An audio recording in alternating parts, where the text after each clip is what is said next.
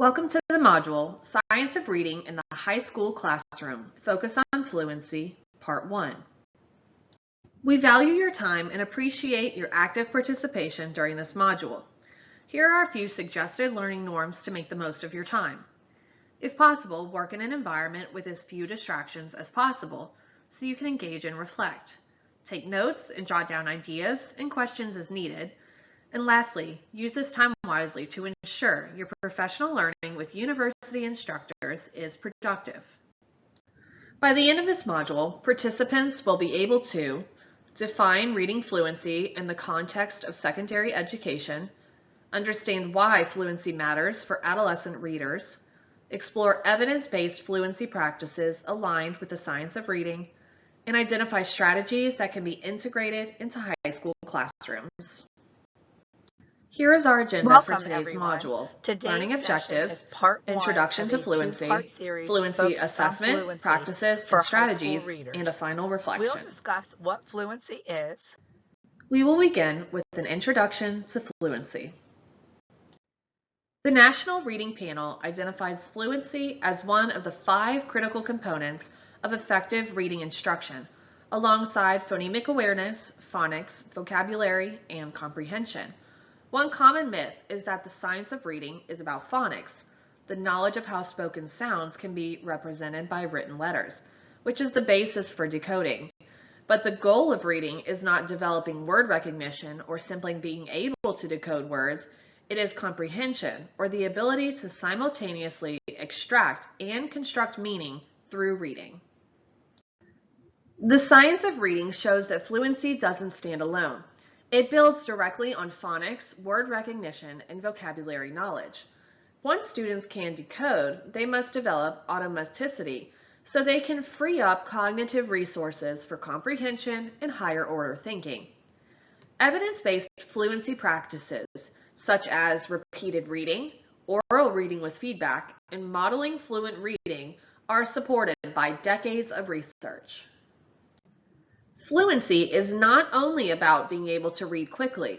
Fluency is the ability to read accurately, rapidly, and with proper expression. Fluency with text is reading words with no noticeable cognitive effort. It is having mastered word recognition skills to the point of becoming so automatic that they do not require conscious attention. Fluency allows a student to rapidly and accurately recall basic skills from long-term memory to free up cognitive capacity so that they can spend more time on high-level skills such as comprehension and written expression. It consists of 3 core elements. Accuracy.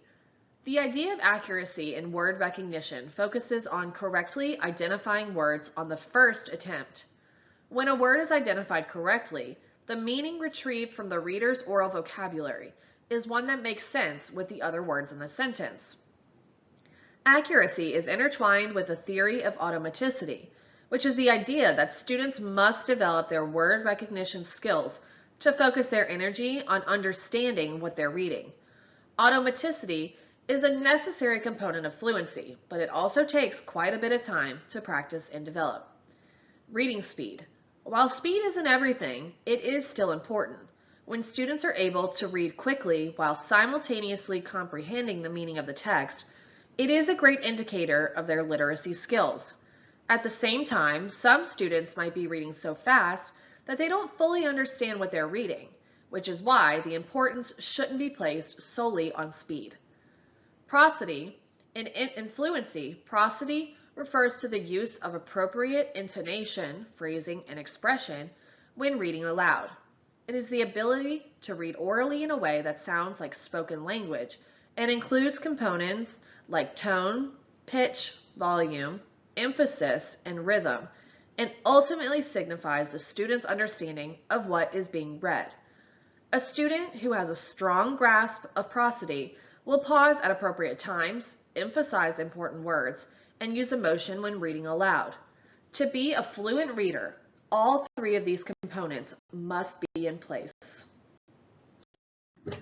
Fluency is sometimes thought of as an elementary skill, but many high school students still lack automaticity. When decoding is slow or laborious, comprehension suffers. and students often lose stamina and confidence. Fluency is especially important for secondary texts, which are more complex and content heavy. Strong fluency supports success not only in literature, but also in science, history, math, and beyond. And it's essential for college, career, and everyday literacy. Teaching fluency at the high school level comes with unique challenges. Students may be reading at very different levels in the same classroom. Some are embarrassed to read aloud, especially in front of peers. Instructional time is tight, and many secondary teachers feel unsure about how to adapt fluency practices that were originally designed for elementary grades. Recognizing these barriers helps us think realistically about solutions. While early fluency development is rooted in phonemic awareness and phonics, for high school students, fluency challenges often arise due to a lack of exposure to complex text and insufficient reading practice. According to research, fluency can still be developed in older students, but instruction must focus on providing practice with high-quality text that are age-appropriate and engaging. Fluency does not develop on its own. It requires explicit instruction, especially in academic language. The specialized vocabulary and structured using in lessons, books, and assignments. Mastery of academic language is essential for comprehension and overall success. Research shows that repeated reading of short texts such as poems, excerpts, or informational passages builds fluency by improving accuracy, speed, phrasing, and confidence.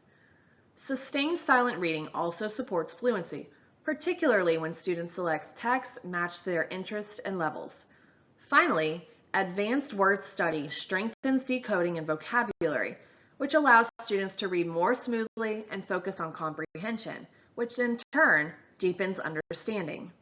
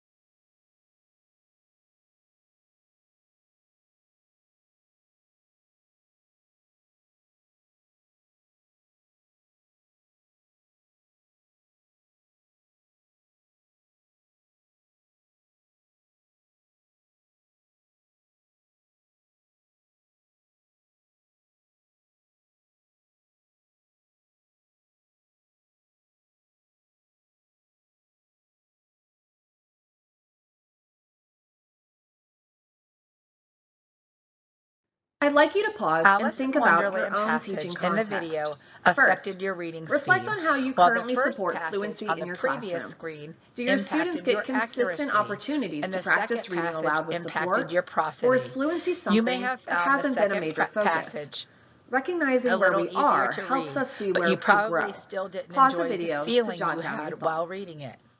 Let's do some. Now that we understand more about fluency, let's dive deeper into what this looks like in the classroom through assessments, practices, and strategies. Which aspect of fluency is the most challenging for your students? Accuracy, rate, or prosody? It may have been difficult to choose just one aspect of fluency when thinking about the challenges students exhibit.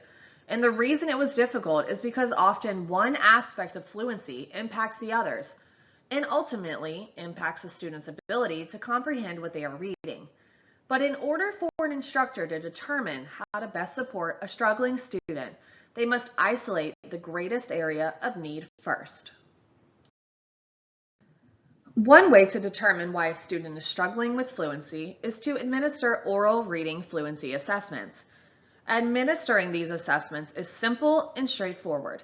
You simply give students a grade level passage, ask them to read it to you, you only give them 60 seconds to read, and then ask them to recall what they remember from the passage after they read it.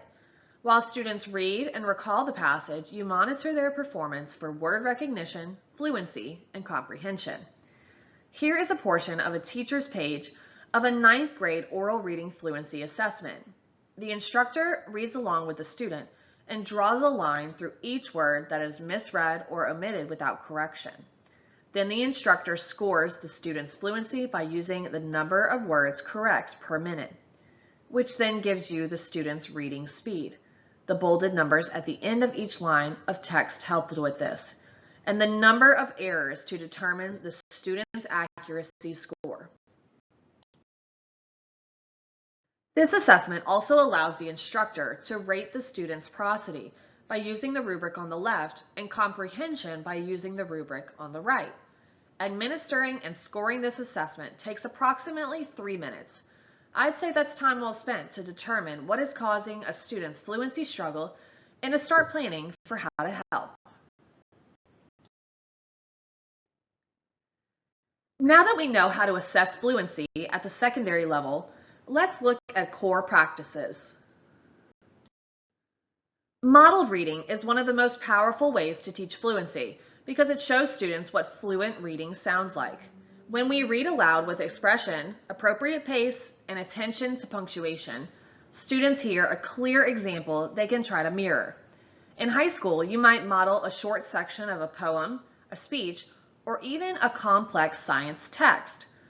Audiobooks or recorded performances can also serve as excellent models. The goal is to give students a concrete standard of fluency that they can strive toward in their own reading.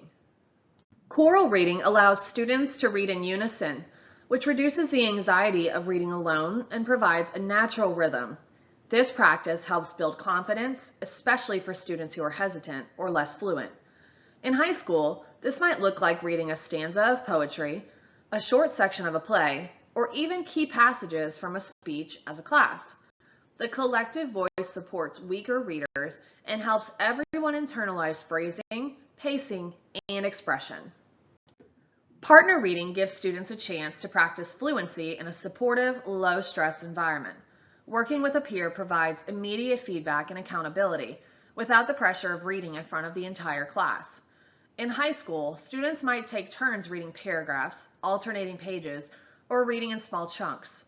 Pairing a more fluent reader with one who is developing allows both students to benefit. The stronger reader reinforces skills, while the developing reader gains confidence and practice. Repeated reading is one of the most research-backed fluency practices. When students read the same passage multiple times, they become more automatic with word recognition, which allows them to focus on phrasing and expression. In high school, this might be rereading a short excerpt from a novel, practicing a speech until it flows smoothly, or rereading technical text in science until the vocabulary feels natural. Each rereading builds confidence and fluency, moving students closer to effortless reading. Performance reading gives fluency a meaningful purpose. When students know they will perform, whether for classmates, another audience, or even through recording, they are motivated to practice expression, pacing, and clarity. This could be as simple as a reader's theater in English class, presenting an historical speech in social studies, or even performing a science presentation with attention to clarity and accuracy. The performance element adds motivation and makes fluency practice authentic and engaging. Fluency is not limited to English language arts. It matters in every subject. In history, Students may read speeches or primary sources with expression to better understand tone and perspective. In science, fluency supports the reading of complex procedures and technical texts. In math, fluency helps with word problems and the use of precise vocabulary. Fluency in ELA includes literature, plays, and poetry, but the same skills carry across all disciplines. There are several ways to make fluency practice practical in the high school classroom. One option is to start with a short fluency warm-up, like a quick passage read chorally or modeled by the teacher. Differentiating with multiple text levels ensures all students can participate. Technology can allow students to record themselves reading and self-assess their fluency. Performance-based tasks like debates or podcasts give fluency real-world application. Scaffolds such as phrasing, guides, or sentence starters help students develop rhythm and expression in their oral reading. Short fluency warm-ups are an easy way to integrate fluency practice without taking much instructional time. By starting class with a quick oral reading, whether a poem, an excerpt from today's text, or even a few sentences, students get consistent, low-stakes practice. This helps normalize oral reading in the classroom and builds fluency skills over time. Warm-ups should be short, engaging, and connected to the lesson, so students see them as meaningful, not extra work. High school classrooms often include students with wide-ranging reading abilities. Differentiating text allows every student to engage in fluency practice at a level that challenges them without overwhelming them. For example, you might offer a grade-level article in a slightly simplified version of the same content. In history, primary sources can be scaffolded while still preserving the original meaning. Differentiated text practice ensures all students build confidence and fluency without feeling singled out. Recording and self-assessing oral reading empowers students to take ownership of their growth. Many teenagers are used to recording themselves for social media or projects, so this feels natural. After recording, they can listen back, evaluate themselves with a simple rubric, and set a goal for improvement. Over time, comparing recordings helps students notice real progress, which builds motivation and confidence. Performance-based tasks give fluency a real-world purpose. Students prepare to read or present with an audience in mind, which motivates them to practice expression and clarity. This could be as formal as a debate or presentation, or as creative as a class poetry slam or podcast. Performance tasks make fluency practice authentic, engaging, and connected to communication skills they'll use beyond school. Scaffolds are simple but powerful supports that help students practice fluency more effectively. For example, you can mark passages with slash marks to show where pauses should occur, or provide sentence starters to guide oral responses. A prosody guide can remind students to attend to tone, pitch, and expression. Over time, scaffolds can be gradually removed as students internalize these fluency skills. The goal is independence, but scaffolds help build confidence along the way. Technology can make fluency practice more engaging and less intimidating. Apps and tools allow students to record their oral reading, listen back, and reflect on progress. Audio books paired with text provide strong models of fluent reading. Students can also create podcasts or video recordings to practice fluency with purpose. Digital rubrics and trackers make progress visible and help students set goals for accuracy, rate, and expression. Monitoring fluency doesn't need to be formal or time-consuming. Teachers can listen to short passages and give quick feedback. Rubrics focusing on accuracy, rate, and expression can guide student growth. Involving students in goal setting makes progress more meaningful. Most importantly, celebrate growth. Progress towards smoother, more expressive reading matters just as much as mastery. Let's review the content learned during this module. Fluency is more than reading quickly. It includes accuracy, pacing, and expression, all of which support comprehension. While we often assume high school students have mastered fluency, many still need explicit support to strengthen their skills. Strategies such as modeling fluent reading, providing repeated practice with short text, and offering timely feedback can help students build confidence and automaticity. By focusing on fluency, teachers provide students with the tools they need to better assess and understand complex grade-level content. Before we wrap up, take a minute to reflect. Which strategies could I integrate immediately? How can fluency practice support comprehension in my subject area? And what barriers do I anticipate, and how might I overcome them? Pause the video for a minute or two while you write down your personal reflections.